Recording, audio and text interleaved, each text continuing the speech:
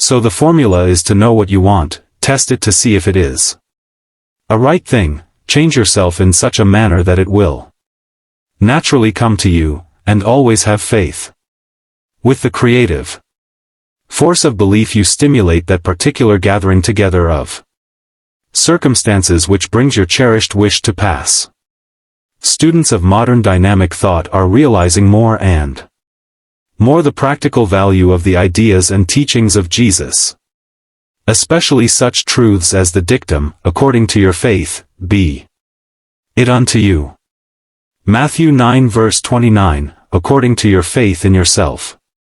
According to your faith in your job, according to your faith in God. This far will you get and no further.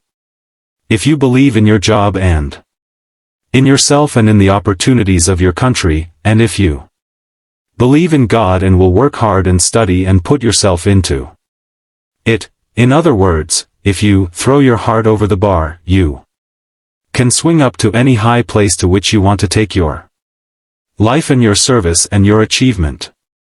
Whenever you have a bar, that is to say a barrier, in front of you, stop, close your eyes. Visualize everything that is above the bar and nothing that is below it, then imaginatively throw your heart over that bar and see yourself as being given lifting power to rise above it. Believe that you are experiencing this upthrust of force. You will be amazed at the lifting force you will receive. If in the depth of your mind you visualize the best and employ the powers of faith and energy, you will get the best. Naturally, in this process of achieving the best, it is important to know where you want to go in life. You can reach your goal. Your best dreams can come true, you can get where you want to go only if you know what your goal is. Your expectation must have a clearly defined objective. Lots of people get nowhere simply because they do not know where they want to go. They have no clear-cut, precisely defined purpose. You cannot expect the best if you think aimlessly. A young man of 26 consulted me because he was dissatisfied with his job. He was ambitious to fill a bigger niche in life and wanted to know how to improve his circumstances. His motive seemed unselfish and entirely worthwhile. Well, where do you want to go? I asked. I just don't know exactly, he said hesitantly. I have never given it any thought. I only know I want to go somewhere other than where I am. What can you do best? I then asked. What are your strong points? I don't know, he responded. I never thought that over either. But what would you like to do if you had your choice? What do you really want to do? I insisted. I just can't say, he replied dully. I don't really know what I would like to do. I never thought it over. Guess I ought to figure that one out too. Now, look here, I said, you want to go somewhere from where you are, but you don't know where you want to go. You don't know what you can do or what you would like to do. You will have to get your ideas organized before you can expect to start getting anywhere. That is the failure point with many people. They never get anywhere because they have only a hazy idea where they want to go, what they want to do. No objective leads to no end. We made a thorough analysis, testing this young man's capabilities, and found some assets of personality he did not know he possessed.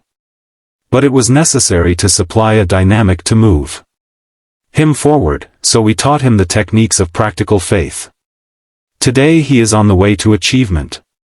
Now he knows where he wants to go and how to get there. He knows what the best is and he expects to attain it, and he will.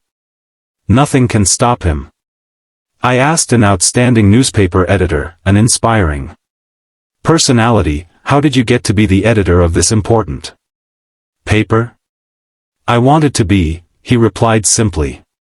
Is that all there is to it? I asked.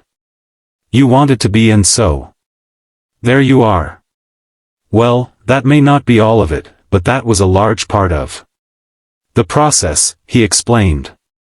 I believe that if you want to get somewhere, you must decide definitely where you want to be or what you want to accomplish. Be sure it is a right objective, then photograph this objective on your mind and hold it there. Work hard, believe in it, and the thought will become so powerful that it will tend to assure success. There is a deep tendency, he declared, to become what your mind pictures, provided you hold the mental picture strongly enough and if the objective is sound. So saying, the editor pulled a well-worn card from his wallet and said, I repeat this quotation every day of my life. It has become my dominating thought. I copied it and am giving it to you, a man who is self-reliant, positive, optimistic, and undertakes his work with the assurance of success magnetizes his condition. He draws to himself the creative powers of the universe. It is indeed a fact that the person who thinks with positive self-reliance and optimism does magnetize his condition and releases power to attain his goal. So expect the best at all times. Never think of the worst. Drop it out of your thought, relegate it. Let there be no thought in your mind that the worst will happen. Avoid entertaining the concept of the worst, for whatever you take into your mind can grow there. Therefore take the best into your mind and only that. Nurture it, concentrate on it, emphasize it. Visualize it, prayerize it, surround it with faith. Make it your obsession. Expect the best, and spiritually creative mind power, aided by God power, will produce the best. It may be that as you read this book you are down to what you think is the worst, and you may remark that no amount of thinking will affect your situation. The answer to that objection is that it simply isn't so. Even if you may be down to the worst, the best is potentially within you. You have only to find it, release it, and rise up with it. This requires courage and character, to be sure. But the main requirement is faith. Cultivate faith and you will have the necessary courage and character. A woman was compelled by adversity to go into sales work, a type of activity for which she had no training. She undertook to demonstrate vacuum cleaners from house to house. She took a negative attitude toward herself and her work. She just didn't believe she could do this job. She knew she was going to fail. She feared to approach a house even though she came for a requested demonstration. She believed that she could not make the sale. As a result, as is not surprising, she failed in a high percentage of her interviews. One day she chanced to call upon a woman who evidenced consideration beyond the average. To this customer the saleswoman poured out her tale of defeat and powerlessness. The other woman listened patiently, then said quietly, "If you expect failure, you will get failure, but if you expect to succeed, I am sure you will succeed." And she added, "I will give you a formula, which I believe will help you. It will restyle your thinking, give you new confidence, and help you to accomplish your goals. Repeat this formula before every call. Believe in it and then marvel at what it will do for you. This is it. If God be for us, who can be against us?" Romans 8 verse 31, but change it by personalizing it so that you say, "If God be for me, who can be against me? If God be for me, then I know that with God's help I can sell vacuum cleaners." God realizes that you want security and support for your little children and yourself, and by practicing the method I suggest, you will be given power to get what you want. She learned to utilize this formula. She approached each house expecting to make a sale, affirming and picturizing positive, not negative, results. As the saleswoman employed this principle, she presently acquired new courage, new faith, and deeper confidence in her own ability. Now she declares, God helps me sell vacuum cleaners, and who can dispute it? It is a well-defined and authentic principle that what the mind profoundly expects it tends to receive. Perhaps this is true because what you really expect is what you actually want. Unless you really want something sufficiently to create an atmosphere of positive factors by your dynamic desire, it is likely to elude you. If with all your heart, that is the secret. If with all your heart, that is to say, if with the full complement of your personality, you reach out creatively toward your heart's desire, your reach will not be in vain. Let me give you 4 words as a formulation of a great law. Faith power works wonders. Those 4 words are packed with dynamic and creative force. Hold them in your conscious mind. Let them sink into the unconscious and they can help you to overcome any difficulty. Hold them in your thoughts, say them over and over again. Say them until your mind accepts them, until you believe them. Faith power works wonders. I have no doubt about the effectiveness of this concept, for I have seen it work so often that my enthusiasm for faith power is absolutely boundless. You can overcome any obstacle. You can achieve the most tremendous things by faith power. And how do you develop faith power? The answer is, to saturate your mind with the great words of the Bible. If you will spend 1 hour a day reading the Bible and committing its great passages to memory, thus allowing them to recondition your personality, the change in you and in your experience will be little short of miraculous. Just one section of the Bible will accomplish this for you. The 11th chapter of Mark is enough. You will find the secret in the following words, and this is one of the greatest formulas the book contains. Have faith in God. That's positive, isn't it? For verily I say unto you, that whosoever shall say unto this mountain, that's specific, be thou removed, that is, stand aside, and be thou cast into the sea, that means out of sight, anything you threw into the sea is gone for good. The Titanic lies at the bottom of the sea, and the sea bottom is lined with ships. Cast your opposition, called a mountain, into the sea, and shall not doubt in his heart. Why does this statement use the word heart? Because it means you are not to doubt in your subconscious, in the inner essence of you. It isn't so superficial as a doubt in the conscious mind. That is a normal, intelligent questioning. It's a deep fundamental doubt. That is to be avoided, but shall believe that those things, which he saith shall come to pass, he shall have whatsoever he saith. This is not some theory that I have thought up. It is taught by the most reliable book known to man. Generation after generation, no matter what develops in the way of knowledge and science, the Bible is read by more people than any other book. Humanity rightly has more confidence in it than any other document ever written, and the Bible tells us that faith power works wonders.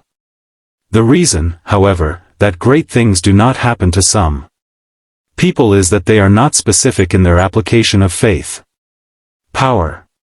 We are told, ye shall say to this mountain. That is to say, do not address your efforts to the entire mountain range of all your difficulties, but attack one thing that may be defeating you at the moment. Be specific. Take them one by one. If there is something you want, how do you go about getting it? In the first place, ask yourself, should I want it? Test that Question very honestly in prayer to be sure you should want it and whether you should have it. If you can answer that question in the affirmative, then ask God for it and don't be backward in asking Him. And if God, having more insight, believes that you shouldn't have it, you needn't worry, He won't give it to you. But if it is a right thing, ask Him for it, and when you ask, do not doubt in your heart. Be specific. The validity of this law was impressed upon me by something that a friend of mine, a Midwestern businessman, told me. This man is a big, extrovertish, outgoing, lovable gentleman, a truly great Christian. He teaches the largest Bible class in his state. In the town where he lives he is Mr. Town himself. He is head of a plant employing 40,000 people. His office desk is full of religious literature. He even has some of my sermons and pamphlets there. In his plant, one of the biggest in the United States, he manufactures refrigerators. He is one of those whole-souled, rugged individuals who has the capacity to have faith. He believes that God is right there in his office with him. My friend said, preach a big faith, not any little old watered-down faith. Don't be afraid that faith isn't scientific enough. I am a scientist, he said. I use science in my business every day, and I use the Bible every day. The Bible will work. Everything in the Bible works if you believe in it.